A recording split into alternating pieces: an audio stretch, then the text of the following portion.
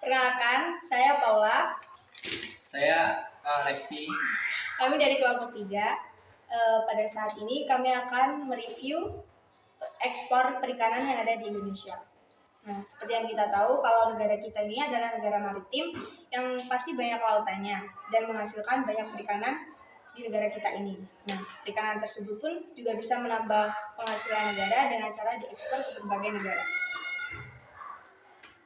Lalu bagaimana cara ekspornya dan apa yang dilakukan pemerintah Indonesia dalam mengekspor perikanan yang ada di Indonesia ini? Yang pertama adalah memilih produk ekspor di Indonesia. Nah, di sini kami memilih perikanan.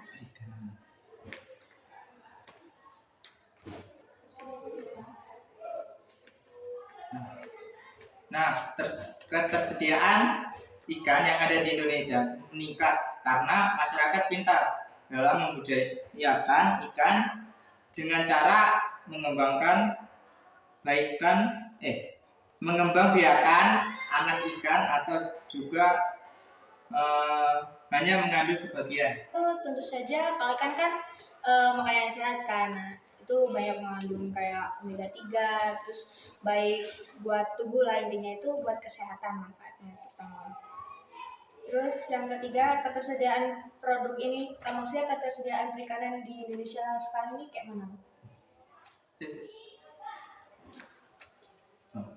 Sulawesi Selatan merupakan daerah penghasil ikan tangkap karena wilayah dikelilingi lautan, yaitu di sebelah barat terdapat Selat Flores, di sebelah selat terdapat Laut Flores, dan di sebelah timur terdapat Teluk Beno.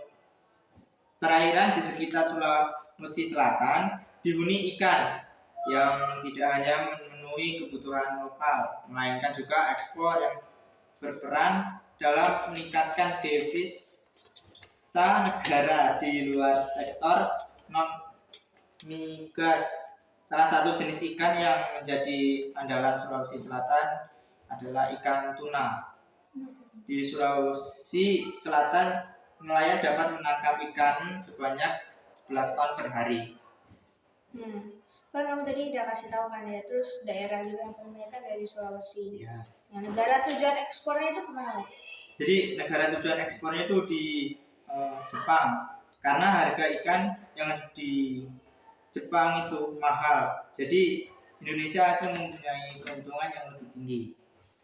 Lalu mengapa Indonesia memilih Jepang sebagai negara tujuan ekspor perikanan yang ada di Indonesia ini sendiri? Karena negara Jepang terkenal dengan makanan yang berbahan baku ikan.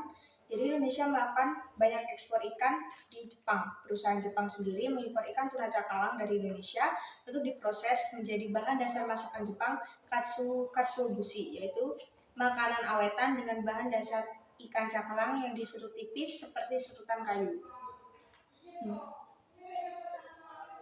Volume ekspor ikan ke negara Jepang itu mencapai 3,9 juta kilogram dengan nilai 29,9 juta dolar. Kemudian syarat yang harus